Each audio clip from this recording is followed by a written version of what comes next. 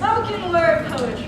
People always ask us, what is spoken word poetry? Well, spoken word is Writing with the intent to speak, speaking with the intent to perform. It's turning words into action. Let's put it like this. Poetry is like that book that should have never been made into a movie. When you read poetry off the page, you get everything you need from it. But spoken word poetry, it wants you to feel something.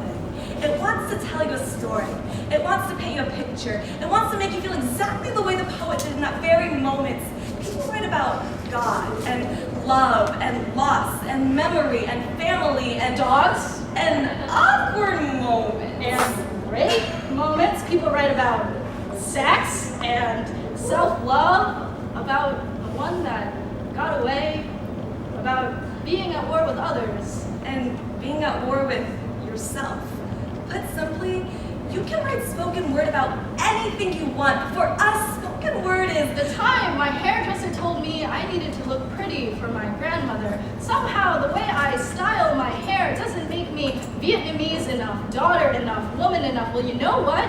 When a girl called me handsome for the first time, I swear I felt like more of a woman in that moment than pretty could ever describe. Spoken word is every time someone calls me sir, and I look them straight in the eye and say, that's ma'am to you. Spoken word is the time that I snuck out at 3 a.m. just to watch rocks fall out of the sky, only to get locked out. But I was too scared to wake up my parents, so I slept on the neighborhood playground and said, I know I'm a fool.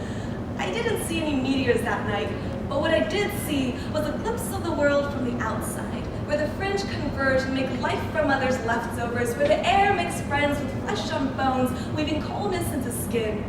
That night, I finally began to see in the dark, to see where the heavens meet the earth, to see where prayer becomes currency. Spoken word is the time I found out that scientists had made a new atomic clock. Apparently, it will never lose a second for the next 5 billion years. It's funny to me how this clock will outlive the earth herself. In the end, even the sun consumes his lovers. Spoken word is my mother waiting 12 years for a man she no longer loves. A big part of me doesn't want to know how long it took to start loving myself again. But spoken word was the moment I realized I was always the one I had been waiting for. Spoken word was the time I got my very first pet, a small female hamster, and I told her I'd buy her a mate. Everyone needs love, I said. But 2 weeks later, after witnessing the mother eat her newborn, I decided that I wasn't so sure if hamsters knew what love was after all. Maybe hamsters and humans aren't so different after all. Wikipedia said that it was a protective motherly instinct, but I know what protective motherly instinct is, and it definitely wasn't that. It's my mother, who learned physics just so that she could answer my questions. It's my mother, who didn't abort me even though she couldn't afford me. It's my mother, who learned to let go of me because she trusted that God could hold me better than she ever could. Spoken word is home. It's getting up here and opening your arms to the audience. It's an extension of your soul. It's finding the beat of your heart and giving it a voice. It's catch and release. It's art. Spoken word is you telling your own story in a way that no one else could possibly do it. Spoken word is you.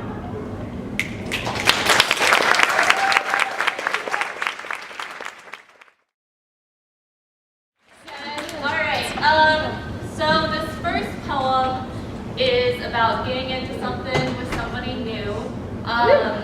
And it's always messy, because being with people is messy, and it's just kind of about accepting that. So it's called Why This Is Bad. I knew this was bad before we even kissed. After I didn't see you for just 2 days, and I missed you the way a child misses losing their first tooth. Then I couldn't even imagine having you inside of me. I just wanted to hold your hand and smell your hair. Yes, it's that bad, it's gross. It's so bad that I can't even write this poem. I can't talk about how everyone says we look like brother and sister. And maybe that's because we were meant to swim in each other's DNA, because our hearts are twins, but goddamn, you do not feel like my brother when I have my cheek pressed against your skin. And we're supposed to take this slow. We're supposed to move with the caution of a lion stalking a gazelle, but hell, I want to attack. I want to dig my claws into your back. I want your hands to suffocate me. I want you to crash into me so so hard that all my freckles pop off and my skin looks new. I want to trace every inch of you with the tip of my tongue until I learn to speak a new language. I want you, and it's bad. But let's be clear, I am not writing this poem for you. This is not something you will ever hear, but I need to work this out because the threads of my memory get tangled when we touch and I can't seem to find the ends. I'm not sure how we can start or how we can stop or begin, because even lying next to you, we are on opposite ends of the world, and maybe we can meet in the middle. Maybe if you start traveling at my toes and I start traveling at your neck, we can connect somewhere around your belly button, and I'll cover it with the palms of my hands and say, look, I can make all those scars your parents left on you disappear. Just stay here with me a little longer, and let's see how bad this gets.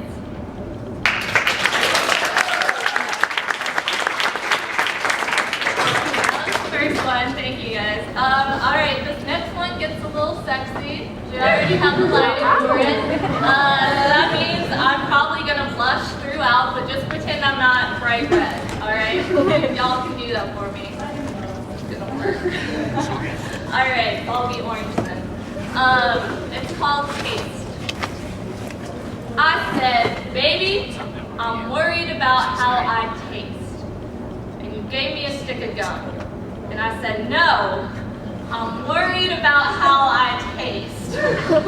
And so you flicked your tongue over my pierced belly button and said, you taste like steel, a feeling that cuts through my bloodstream. Then your mouth made a flat river across my skin. I gasped and said, I want to taste good for you. I want to stuff myself with strawberries, cherries, and plums, so full that you'll be picking stems out from between your teeth. I want the flavors to grow in me until I blossom into a new produce, fresh and clean, no pesticides, so when you feel inside of me, I'll be as soft as the petals on a cherry blossom tree, and maybe that'll cover up my rough bark. The cracks, rings of age, and other marks on this battered meat you see, I want to be the middle of the pyramid. I want you to use your canines to peel back my flesh in spirals, crunch into the juicy parts, eat me to the core, devour me so fast that you can't taste the bruises, and don't wipe your mouth when you're done. Bring it to mine so I can feel how good I taste.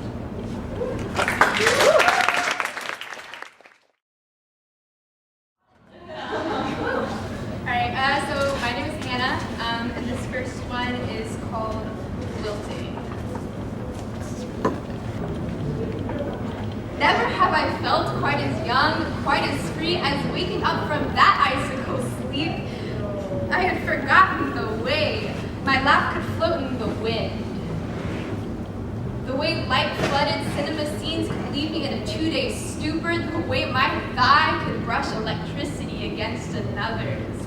The way my mind could dance with words, and the way my voice filled community showers. In unfinished basements, upon black-sheeted mattresses where that crystal-eyed boy once gained bragging rights, with stale alcohol lingering in my honeydew whispers from the laughs and cheap movies that came before. I've fallen asleep on twin beds too small for a pair who wasn't willing to be in love, the whispers and moonbeams passing between us, as the quiet breathing of those distant creatures lulled us to dreams. I've fallen asleep in guitar-playing beautiful boy holding living room futons that saw the hours turn a purple year into dawn. After bursted eardrums formed from 16-year-old daydreams, half-hearted dancing and broken sometimes. I've fallen asleep in dirty king beds in the rooms of absent onlookers. After passing out, running about, spilling my guts, covering the mirrors and damning it all to hell.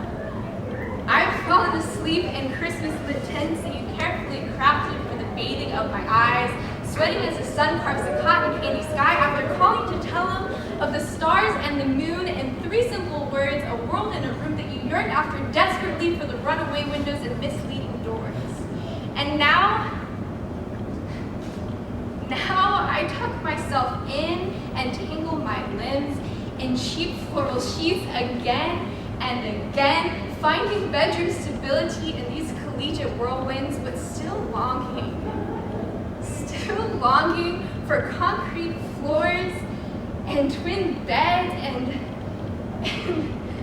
living room futons and black sheeted mattresses so that for once, again, I may fall asleep.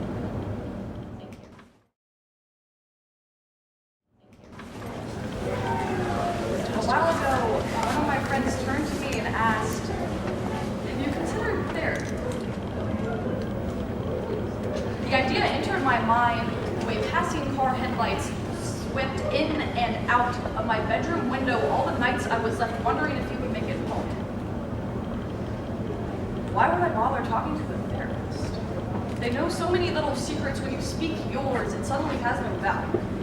The impact is dull as butter knives and a psych ward, when to you, it feels like every waking moment is armed with samurai, and you swore that you could march the front lines from Marietta to Ridgeview, but as it turns out, you're a lot less general and a lot more genetic predisposition. But if I went to therapy, I imagine I would say something like this.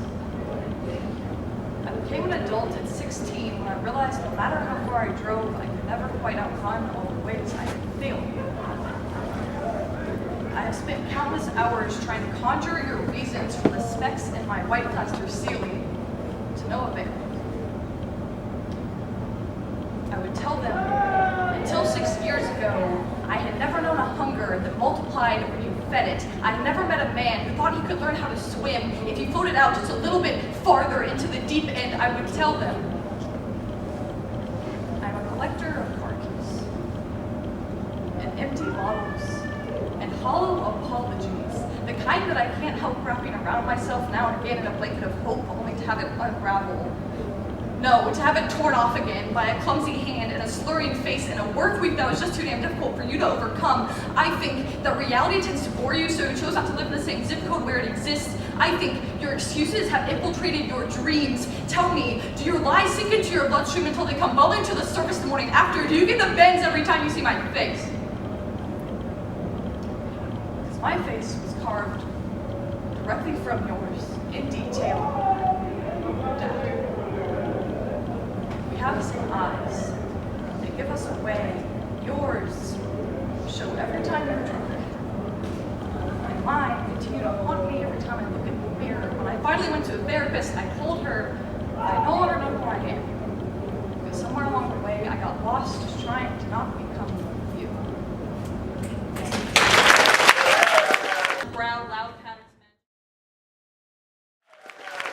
loud patterns matching. Giggle Butch wondered kind. You're a pretty boy with pretty eyes. Transformative fashion sense with a makeshift masculinity all my own. Walk into a room all smiles like there's a puppy I haven't petted yet. And bubbly laughter that can't be contained by fluttering fingers. Yeah, I'm fucking adorable. You see, I didn't inherit the family jewels, technically speaking, but by the way I stuff my pants and strut across the room, you would think I've got rubies rolling between my thighs. And yeah, I know you like rubies.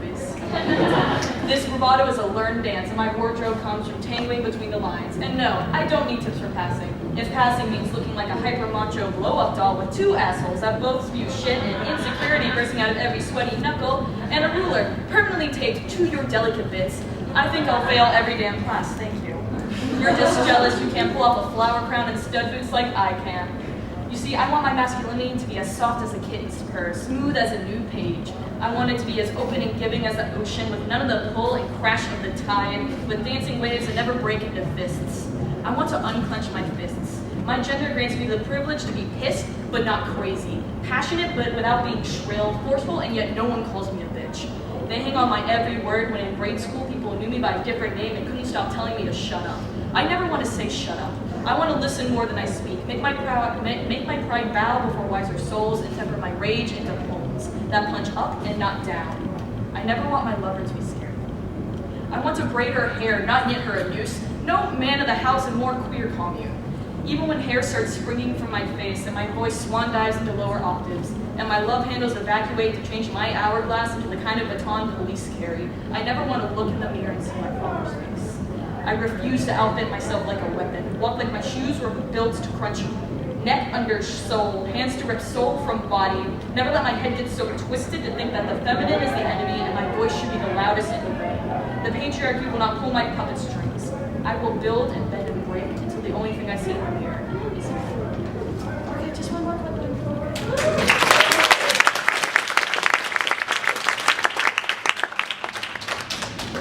This one's called I Can't Write Love Letters.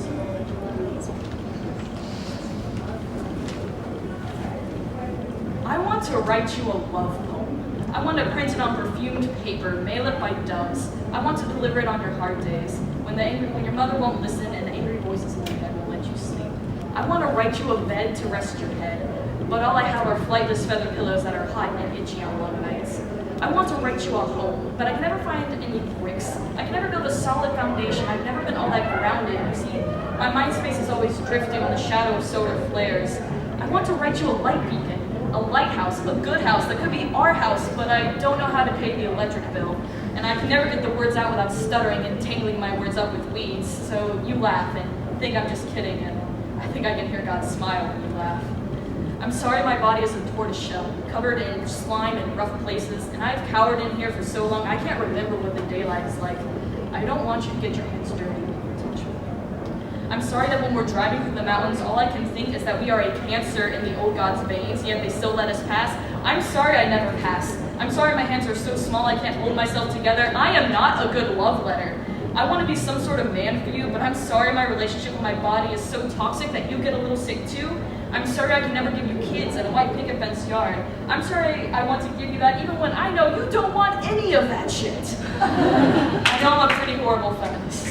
I'm sorry the weight of my self-hate is an anchor on your heart. I would set sail for calmer seas if only I knew it would set you free. I'm sorry I'm broken. I'm sorry I think I'm broken. I'm sorry. I'm sorry I can't write love poems. About my ex.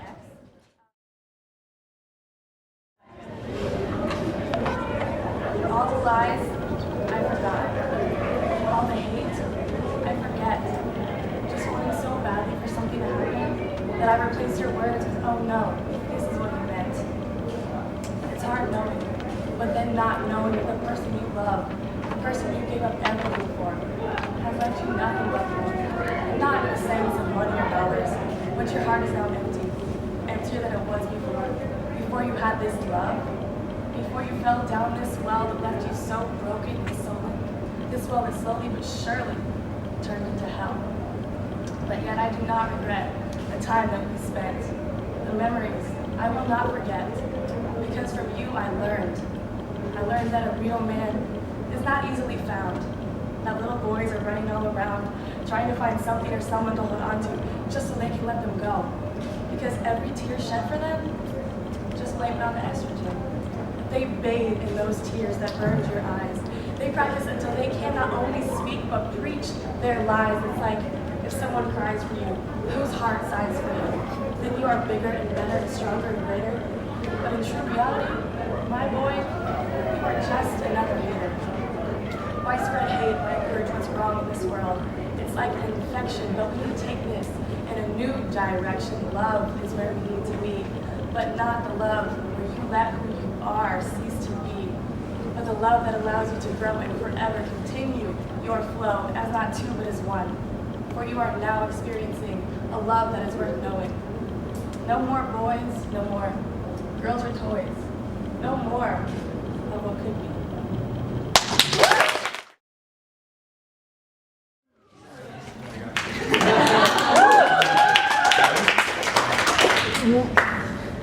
I am Tarzan. Like a monkey, I swing from vine to vine. I learned that I can't move forward unless I let go. But I don't let go. So I'm stuck in midair, hanging onto two ropes, attached to mysteries, my past and my future. I have lost all momentum. I wait for one to snap to the weight of my despair so another can send me on its way. I used to swing through these vines swiftly, yelling, oh! But now I hang here, and all that comes out of my mouth is, oh. The one rope in my past breaks, and I'm free. I'm moving forward, swinging fast. I reach for the next vine, but watch out for that tree, snap! I shake off the impact, and looking around, I see a creature. She is lost, and losing her balance, she's about to fall. She sees me, and is scared back onto her feet. She warns me not to come any closer, but I'm curious. I stare at her beauty. I touch her skin. I hear her heartbeat. and it sounds like mine, like a tree that's been split by lightning. I look her in the eyes, and she shows me that I'm more than an animal. Who am I? Am I human? I put out my hand for affirmation, hoping that when our palms touch, I will know. But she never extends her palm. Woo! Children I may one day have. When I look down into his foggy blue eyes, unfocused and unsettled, I will fall in love more deeply than I'd ever imagined possible. There is a life in my arms, a person, courtesy of our entwined limbs and sticky sweet nights under the sheets, and he is beautiful. At first he cannot speak, but he tries. He tries, and I listen because all I ever craved was to be heard. The harsh gargles and the soft coos, a symphonic cacophony of the least meaningful morphemes are permanently etched into my poems. You are loved, your mom would trace into them, reminding me. Her caress grounds me, bringing my head back from the space whales among the clouds, with cotton candy pirates and Peter Rabbit, back home to you. And it's through the tales of little boys who live forever and shiny brass trumpet swans that I learned how to talk once more. It's an art long forgotten by the world, but when you grasp my finger tightly in your tiny fist, I can see the yellow brick road winding behind us, and I know it will be going in the right direction. But when you come home crying about how Santa Claus won't come visit because we're Jewish, and does that mean you've been naughty all year because you really didn't mean to drop Daisy in the toilet? You just thought she'd want to learn how to swim while you were, because you're both ducklings staring down the great unknown. I'll kneel down on your levels. You know I take you seriously. When your teacher calls home upset with me that you told another boy to fuck off for pushing your friend out of the swing, I'll get angry, but not at you. Because I will teach you how to curse, how to use words to your advantage, to make people feel things the way you feel everything. I'll teach you how to tell those motherfucking goddamn assholes what's what, and you'll do it so fucking politely that they won't know what's with them. There will be an understanding between you and words, a silent song passed between my lips and a whispered I love you to your mother's neck, because you'll be my goddamn kid, and I'm going to teach you every fucking thing I can, because you are art. A piece of me, and a piece of her, and a piece of the world that no one will diminish.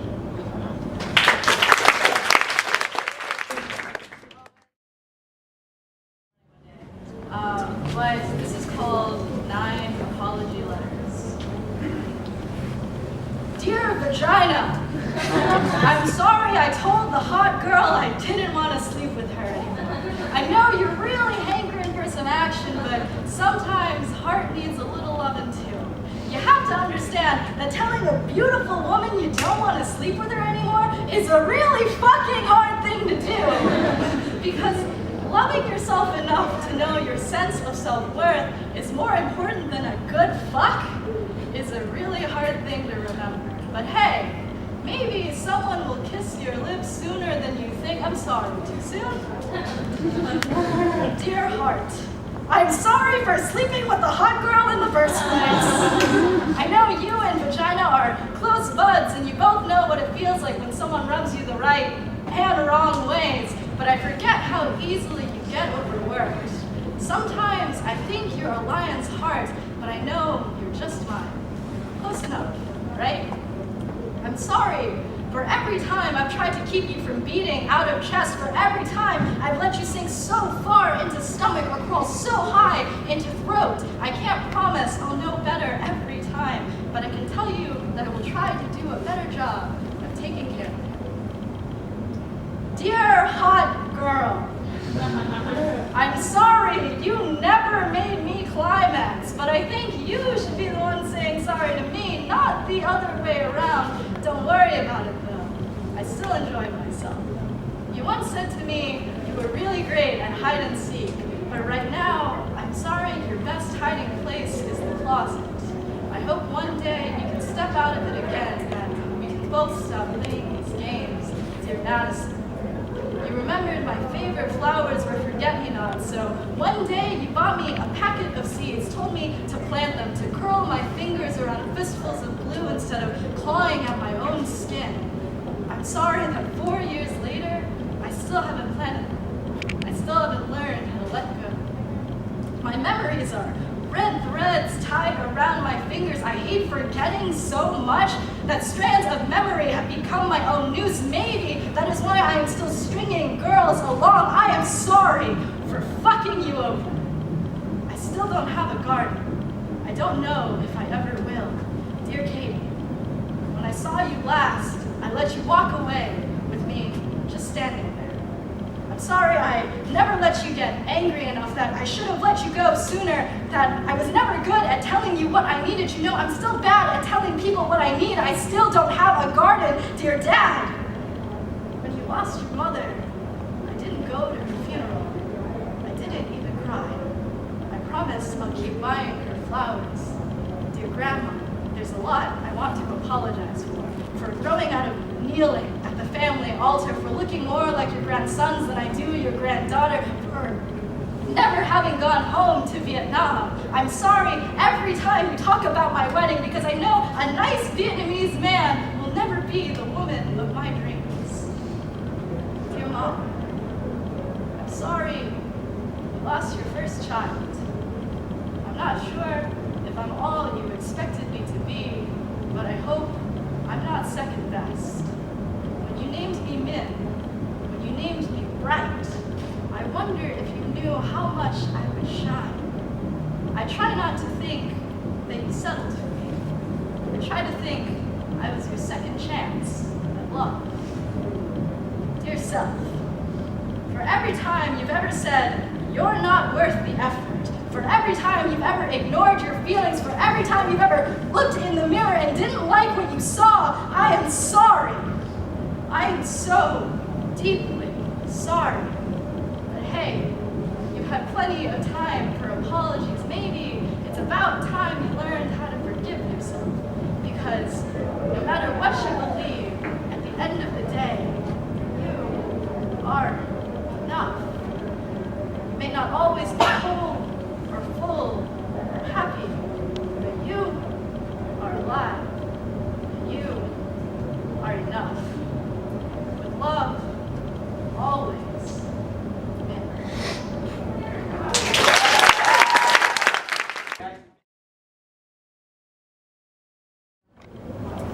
It's called me Mama.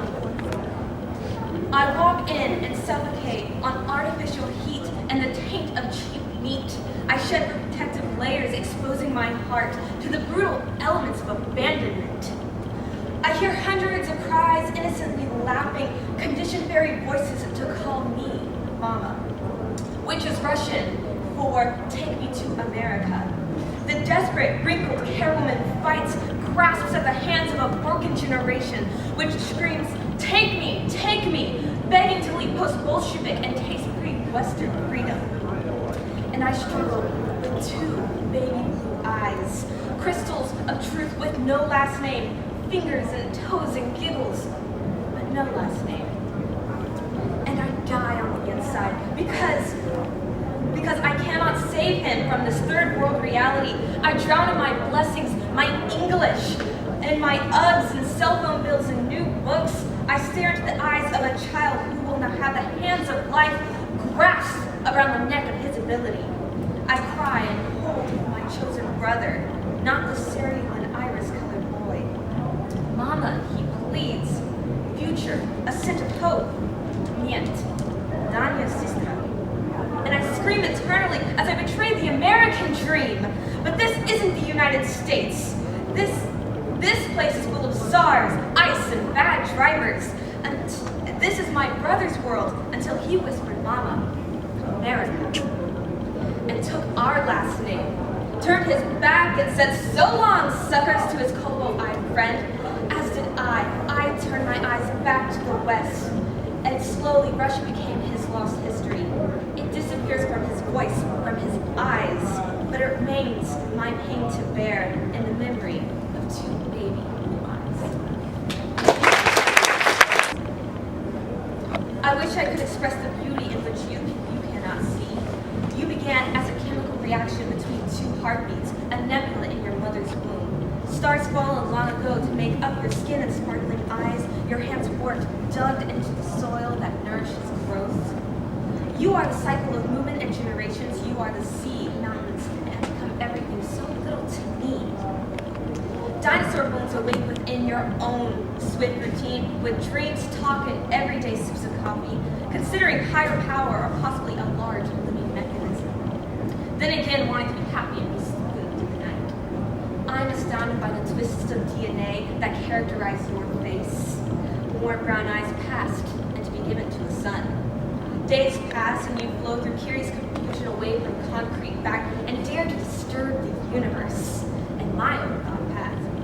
You are so complex and stunning, with a rush of blood in your blush at the kiss of knowledge, small nerves and cells rushing with purposeful vivacity, energy surging in reaction on the smallest level to create the biggest feeling, and you carry the mystic and surreal origin, something yearning to be more than just existence. Isn't it wonderful to know that you can pass the gift to me to carry back and give back, more than just an organism on a straight line, but a color simmering and mixing on the edges of a creator's paintbrush, painting the night sky to be explored, a masterpiece, like your daughter with her mother's blue eyes. Somehow picked, wielded from our two flickering hearts, two magnificent human bodies and spirits, in love, to life, with love.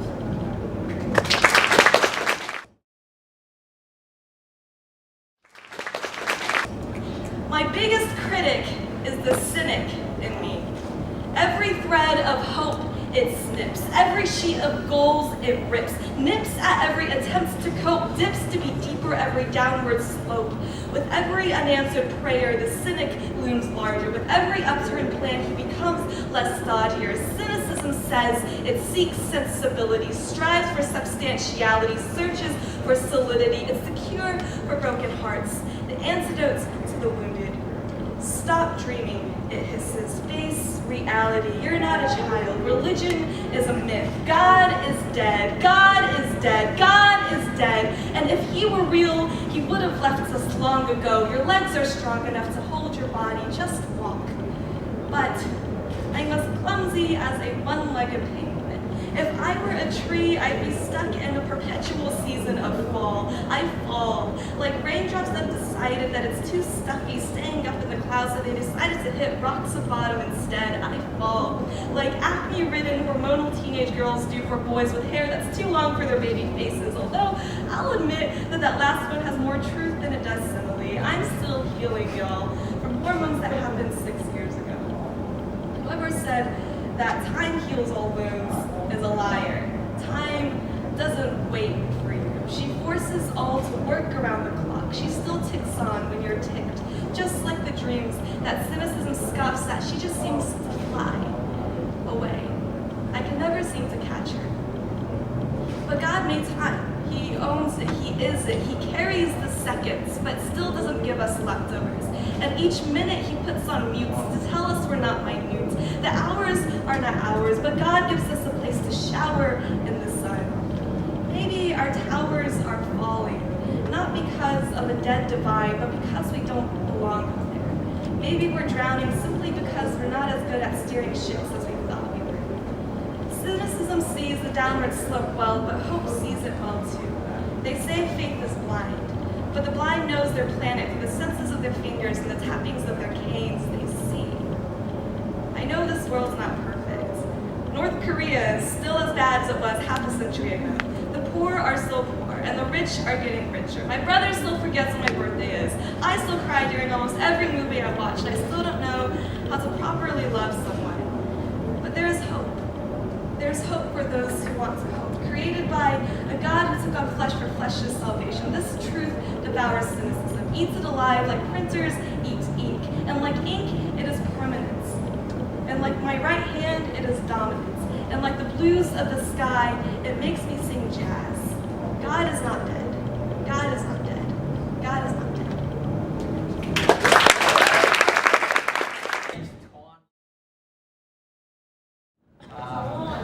Cross country was my first high school sport. Then, like most sports, it was a competition, it was a way to make friends, and it was for fun. But for me, it was the first time I felt defined as a human being. So this piece is about those past years. It's called The Trail. We wanted to run fast, charge past stop signs like we were illiterate, coast through red lights like we were colorblind. We were scattered thunderstorms, pounding the dirt as if it wronged us, chasing down the trails as if it owed us. We were runners, and the woods was our sanctuary where problems wore the camouflage of summer and autumn. The trail was a coming-of-age novel, and we were the authors, scribbling marks into the dirt, hoping the sun would bury our footprints, fossilize them beneath the surface, turn them into time capsules we could dig up years from now to remember when we were of value to the world. We were storytellers. In our soft cries, the earth seemed to listen and grant us pardon from our misery. For a moment, the sun grew larger and the high school receded. We were weightless, soaring towards the heavens, but the higher we flew, the less we became like angels. It was the end of October, the trail untwisted, shooting us out to the final pages of the story, but we prolonged the ending. Maggots covered the footprints, time picked away at the memories, youth decomposed, decayed into fibulas and tibias. October turned to May, and our future was still living vicariously in the skeleton of the past. The trail was a parasite, and we were the victims. Each afternoon we ran farther, but each morning we woke up in the same homes. Each afternoon we ran faster, but the clock always reset to 8:05, and the school day began. The trail was my third grade teacher, making me alphabetize courage before determination. The trail was my 10th grade Halloween costume, letting me pretend to be someone else. The trail was my imaginary friend. But I was 17 now. I was graduating, growing up. I want to run slow, tiptoe carefully along the crosswalks, jaywalk cautiously across 4-lane streets like the fallen logs. Listen as the cars rustle by like leaves through the trees, and remember how it used to be.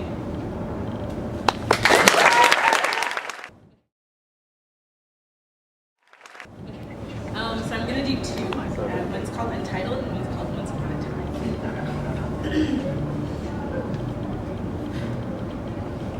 I gave up on Santa Claus when I was just 8 years old.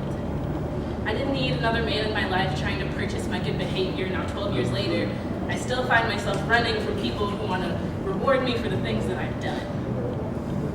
I held on to the Tooth Fairy until I was about 10 years old.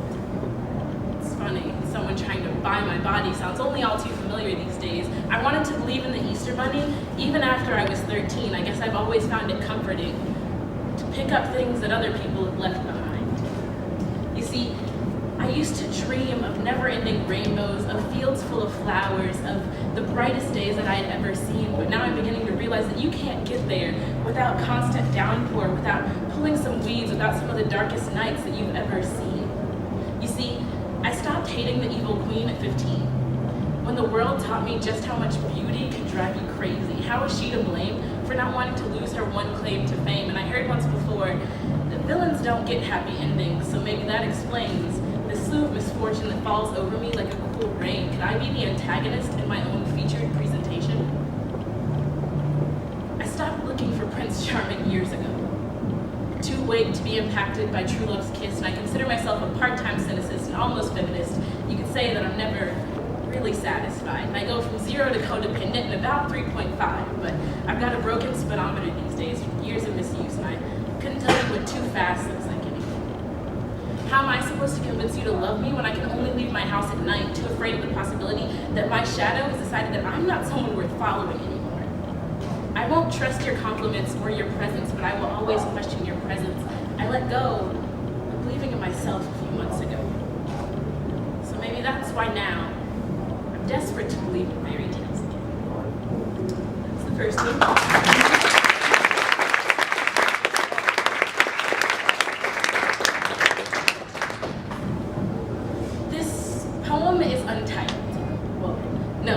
Exactly true. You see, if I had my way, this poem would be called The Not Exactly Accurate Story of How You Taught Me to Love Myself, Trust My Friends, and Got Me to Fall in Love with You. But that's just a bit of a mouthful, so I guess we'll stick with Untitled. You see, my words aren't coming easy anymore, and for me, that's something that's really quite unique.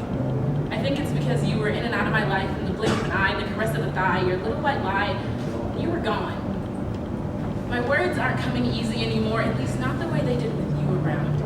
You taught me to keep my feet held high, my head on the ground. You challenged me to look at things differently. Tough dry like a polymer clay, the fire of your soul lit me up and I was yours. To have and hold, to mash and mold, you toyed with me and turned me into pottery you said the world deserved to see, and I stabilized. Now some 4 years and 3 inches later, your physical presence from my life is gone. Ripped away after your I'll be right back lie turned into a left turn gone wrong, but your mental messages, they're still here ringing clear. Now I'm standing here speaking loud enough for the world to hear. You told me to be patient, be loving, be kind. You said that I could be a leader, be a teacher, be a friend. You said that I would be able to change the world one day if I didn't let what I saw in the mirror stop me, because I had "be" written all over my heart and soul. You taught me to never settle, but to keep my expectations low enough for people to climb over. You taught me that making a mistake doesn't always have to mean starting over. You taught me more than anyone that I have ever known, and I can't even remember exactly what you look like.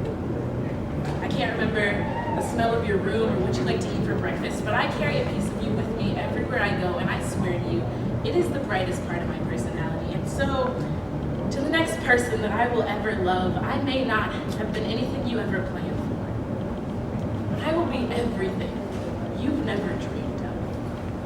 Thanks.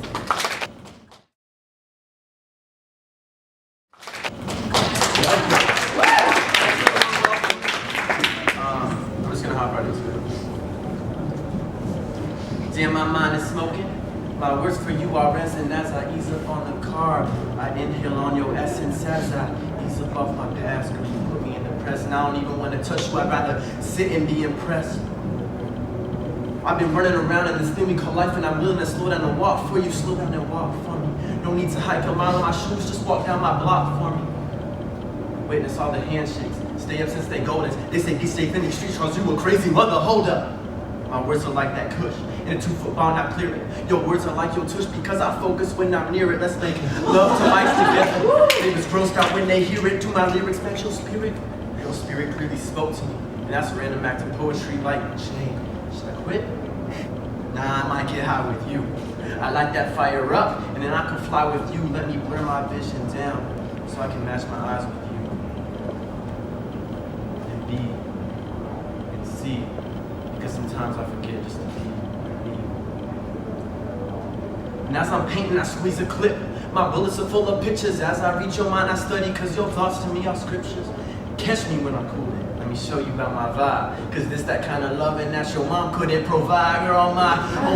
Girl, you so cool, I ain't talking about winter and gold. I've been nice since I came out the placenta. Damn. They say, dang, Charles, how you spit that game? Girl, the only thing I change about you is your last name. Yeah, I love the way that melanin could turn women into lesbians. I ain't even playing, girl, I never was a thespian. Militia regiment, I'm a motherfucking soldier with my brother in. But I'm humbled in the sight of you and balanced by your estrogen. Brown skin woman.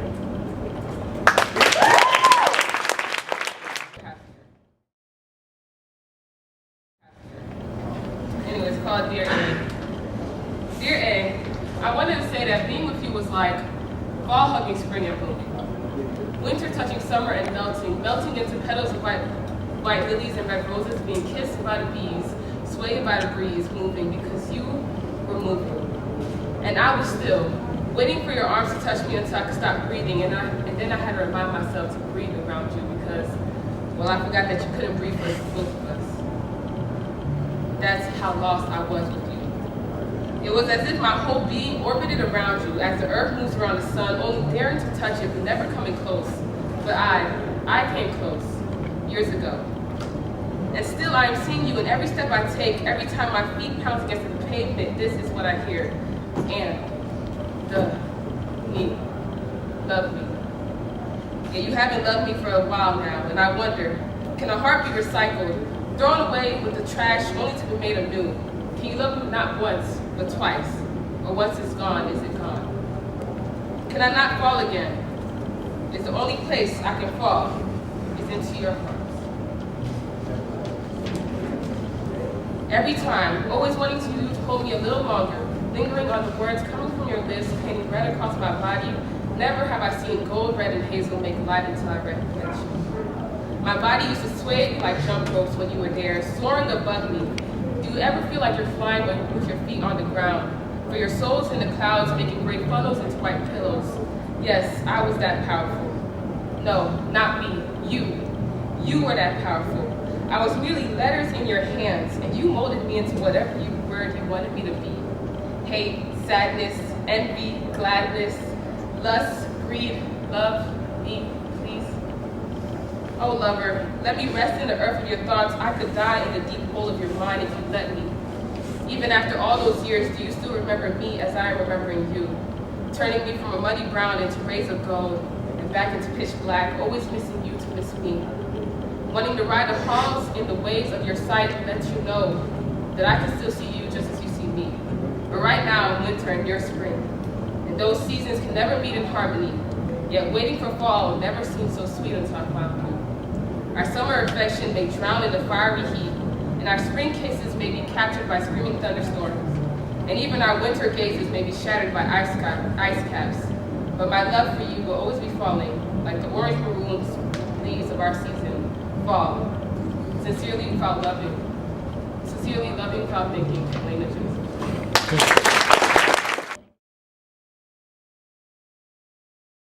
It doesn't have a title. Most of my poems don't have titles. So, I pick flowers from other people's gardens because I don't have the nutrients in my own heart to share my own. So my father told me to pick the weeds out of my garden. So I am, and I break like dry rock, and salt water pours out of the places that hurt. And my stars fall with every drop as I wait for my sun to come out. And my arms are the burnt bridges for my heart, and my heart is the size of my fist that pounds my flesh. But my moon doesn't cry, but hides behind my eyes, trying to hold back the tides, creating lies I lived by. I was a tablecloth, catching every crumb, every wine, tilt and spilt. My truth always lives and never dies. Now in you will be the pieces of my soul. Paint me white for the confessions that I hold. My wrists were the openings of my chest I did not cut for attention. I just felt more alive when I burnt or bled. And I took a round trip flight to suicide. And the planes breathed better than I did because I had bruises on my neck from the man who raped not just my flesh, but my heart and my mind. And I still feel those bruises sometimes when my body notices I have almost forgotten the fear I lived in. And it didn't help that before time women woke the butterflies in my tummy from their coma. And when she walked into the room and whispered Spanish into my ears, home was where her chest was, where my storm was, where my God wasn't, where my life wasn't, but where I wanted to be, and still I wait for the day I arrive to a place where God is my glue, is the glue between me and my girl, and my skin tone doesn't matter. A place where I can call home. And my father said that home comes from the heart, the pounding fist, the broken lamp, the dying batteries. I still need a home. I was marginalized like lined paper. I was too white to be black, too black to be white. I was the wrong Hispanic, too American for my Latin roots. I was a secret girl kisser. And I tried too hard to love boys, and on Sundays, I didn't belong to God. And I wasn't worth love because I believed I was going to hell because of the glitch that I had. So I dig deeper into my wrists and to pull out the weeds to try to make a home out of myself. But my heart was duct tape stuck to my chest, and my voice was too small, and my heart desired to speak, but the inequality absorbed the sounds from the margins I lived in. And my wrists craved to drain the lost soul my flesh just didn't want to keep anymore. So I cut my chest open and let my blood speak, because I didn't know what else to do for somebody to listen. And my flowers were rotting, so I picked words from other people's gardens. And finally somebody said, "Stay here with me, please. Stay here with me, because your spirit is worth gold, and my heart pounds the ground for the moon in your eyes to reign over your garden. And for you to be welcomed in your own home. Because my father said home is where you define who you are. Home is a resilient heart setting flame to your fireplace and lighting up your dark, where the words from your lips are hugged so filled with life that death can't take you by the wrists anymore. So live because you deserve to make a difference. Live because you deserve to breathe. Live because you deserve to know that your life is worth going to always